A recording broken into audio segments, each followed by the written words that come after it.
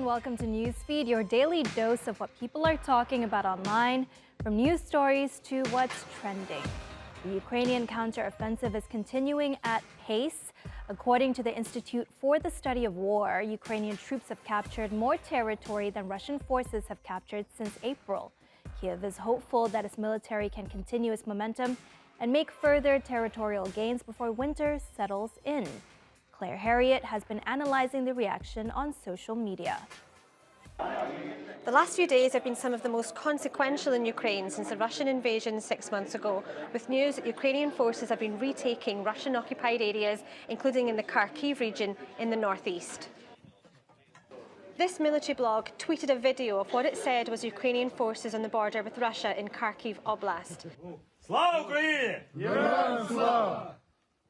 You can see that they're hoisting the Ukrainian flag of yellow and blue in place of the Russian flag.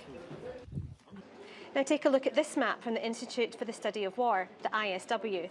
They've posted the Russian Military of Defence's briefing map from September the 11th, confirming that Russian forces are withdrawing from settlements around Kharkiv city. This Twitter user, Katerina Kruk, a public policy expert, tweeted her 101,000 followers saying, "Earlier Ukraine had won the battle for Kharkiv and now for Kharkiv region."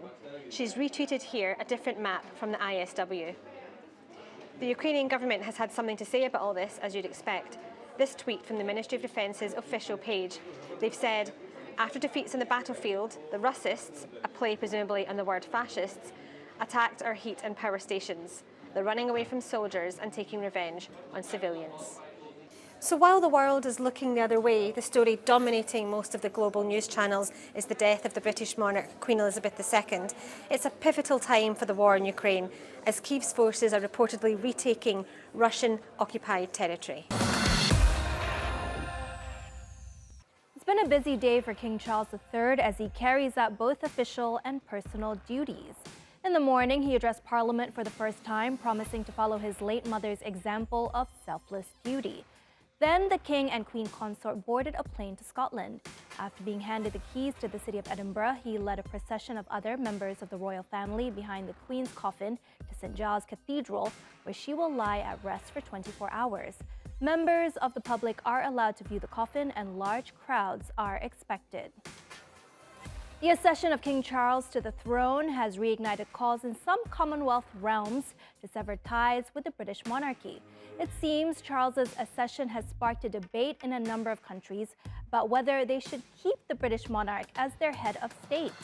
One of those nations, Antigua and Barbuda, recently confirmed King Charles as its head of state, but now the Caribbean nation's PM has announced plans to hold a referendum on whether the country should become a republic. This is not an act of hostility or any difference between Antigua and Barbuda and the monarchy, but it is the final step, as I said before, to complete that circle of independence to ensure that we are truly a sovereign nation. What sort of time frame would you think on a referendum then? So I'd say within the next probably 3 years, and this does not represent any form of disrespect to the monarchy, but represents the aspiration of a people, a long-standing aspiration. Last year, Barbados became a republic and removed the British Queen as its head of state. It was a ceremony attended by Charles, and he may witness more breakaways and soon. In Jamaica, a recent survey revealed that more than half of the population wanted the removal of the British monarch as head of state. We will see over the next few years, but I do not expect that he will have the same kind of love as the Queen did, and certainly we have moved away from the kind of populist energy around members of the royal family, whether it is Princess Diana or Meghan Markle. It's really a different era that we're moving into. Let's hope. Down with the monarchy, whatever. We don't need kings and queens anymore. So I don't think Charles could ever try to go stipple anywhere, But I'm thinking that is this the end of it? Other Commonwealth nations are also toying with becoming republics.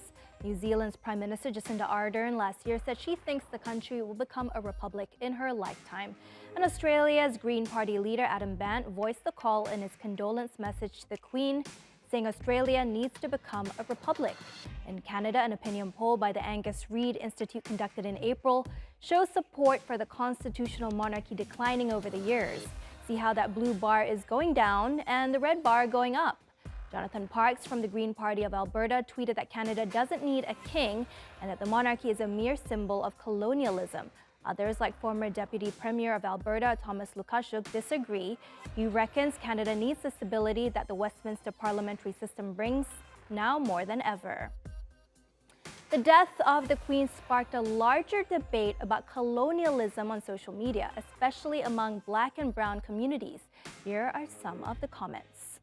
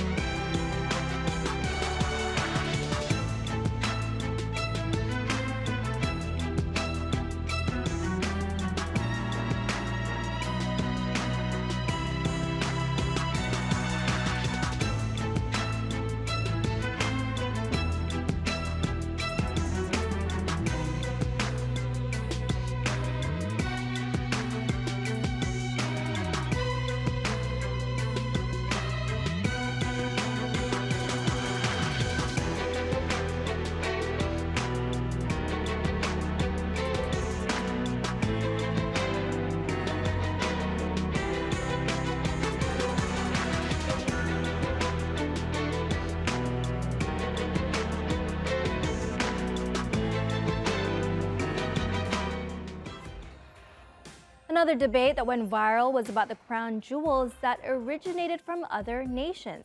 Take the Kohinoor diamond of India, for example. Mr. B here, who describes himself as an enthusiast of history, shared a photo of the late queen wearing the crown which holds the diamond. It's the big see-through rock just above her forehead. Now he's claiming it's the most expensive diamond in the world and an object of British loot. Others voiced the calls for Kohinoor and other artifacts to be returned to India, like this user, saying it is the least that the UK can do following centuries of exploitation, oppression, racism, and slavery inflicted on the people of the Indian subcontinent. The results of Sweden's general election on Sunday may not come in for a few days, and it's too tight to call. Overseas postal ballots are still being counted, which could take until Wednesday. For now, it looks like a tight race between the left-wing bloc led by PM Magdalena Andersson and a group of right-wing parties. The far-right Sweden Democrats have gained new seats in parliament and become the country's second biggest party after the Social Democrats. While it's still early for the Swedish Democrats to celebrate, political analysts point out that historically, the overseas ballots usually favor the right. Meanwhile, Prime Minister Andersson says the ideals of creating an equal society and a strong welfare state still remain strong in Sweden. If the far-right Sweden Democrats do win, the political climate in the country will shift dramatically. Party leader Jimmy Åkesson has said an uncontrolled and careless migration policy is the biggest factor that has negatively impacted the country. He wants to keep the Swedish asylum legislation to the EU's legal minimum. In his own words, it would mean almost zero asylum immigration. While waiting for the results to come in, some Swedes have voiced their growing concern over the rise of the far right. I think one of the most striking changes is that now we have the radical right party, the Sweden Democrats, will be part of a coalition of some sort if this result stands. So they might not be part of the actual government, but they will be part of the parties that support the government, and that will be a first time for Sweden. We have seen that happen in a lot of European countries, in similar countries. So I think that is probably like the most striking change. We're passing the ball to tennis now. 19-year-old Spanish player Carlos Alcaraz has shot up the rankings to become the world's #1 player after winning the US Open. He's the youngest world #1 in men's tennis. He says he's been dreaming about becoming a Grand Slam champion since he was a kid. Needless to say, the Spanish media has gone into a frenzy. Cristina Guyon is in Madrid. We have here us, the new king of tennis. Another one, Marca. Niño, la que has liado, boy, what have you done? And this is something that happens not only with the sports newspapers, but also with the general ones. I have picked two of the most important Spanish newspapers with the biggest audience, and they both have Carlos Alcaraz in their front page. ABC, the new king of tennis. El Mundo, Alcaraz conquista la gloria. Alcaraz conquers glory. A few months ago, some people were already comparing Carlos Alcaraz with Rafa Nadal, saying that he could be even greater than him. Well, only future and time will say so, but for the moment, we can already state that the new throne of tennis belongs to him. Now, from one king to another king, the kings of Spain have congratulated Carlos Alcaraz on social media with this message. This is not a dream, this is a historic milestone. Congratulations and keep growing as a professional. The before mentioned, Rafa Nadal, congratulations, this is only the beginning. I'm sure many more will come.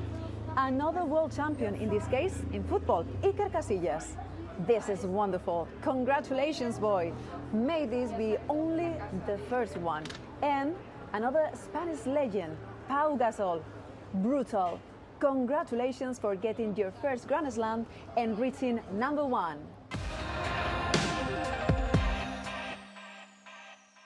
All right, on to what's trending. So here's an internet trend that can take you around the world without you having to leave your home. Confused? Well, I'm talking about Geoguessr. It's basically competitive Google Maps. Yeah, competitive Google Maps is the way I like to say it. Welcome to the world of geoguessing. New Zealand, Iceland, maybe Ghana here is my best guess. Where players guess where they are on a Google map based on one screenshot. That's France, Taiwan, Nigeria. Wow, that looks pretty intense. Well, that was Trevor Rainbolt. Many people online know him as the Geoguessr guy. He's a pro player of the browser game. Basically, he's one of the best Geoguessrs in the world, and he can locate Google Map locations in 0.1 seconds. Now, here's Trevor competing against another top player. I'm winning the world's fastest Google Maps player again. Round 1 here immediately looks like we're gonna be in Hokkaido, Japan. It was nice. We both got that, picking up 106 points. Round 2, it looks like a pretty standard Norway. I'm gonna go outside Bergen here.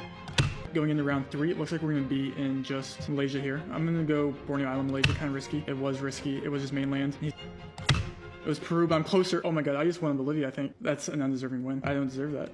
I don't deserve that.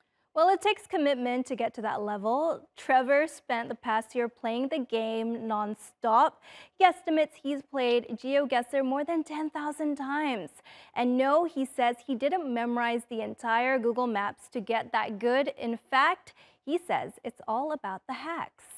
First thing I always tell people to learn is telephone poles, bollards. Learning what side of the road countries drive on is extremely important. You're looking at what it's made of, the design, if there's stickers on it, or different types of markings on the poles, because all these different things together are very helpful in going into an educated guess. Bollards are pretty much just road markings in different countries. Every country, for the most part, has a distinct bollard. So pretty much if you see one bollard, you know you're going to be in that country. There's a website called geohints.com too that has like all the bollards listed out. That's like extremely helpful. Australia and Turkey have similar bollards where it's like white with a red strip, or New Zealand has white with a red strip, but the red strip goes from end to end. Obviously, using signage is super helpful. You know, if there's obviously a town name or a street name or a highway number, you're going to use that to pinpoint the roads from there. What was that? France? Oh my God. So the bollard we had in the bottom right there, it's black and white, but if it was colored, it would be white, red, white. And it's like a lot bigger round bollard than most usual bollards. And those are only really found in Scotland and France. But with driving right there, we would have to be in France. Yep, so you don't have to go home and memorize every single Google Maps image ever to win Geoguessr games. Hope those hacks help. And with that, we've reached the end of the show. See you same time tomorrow.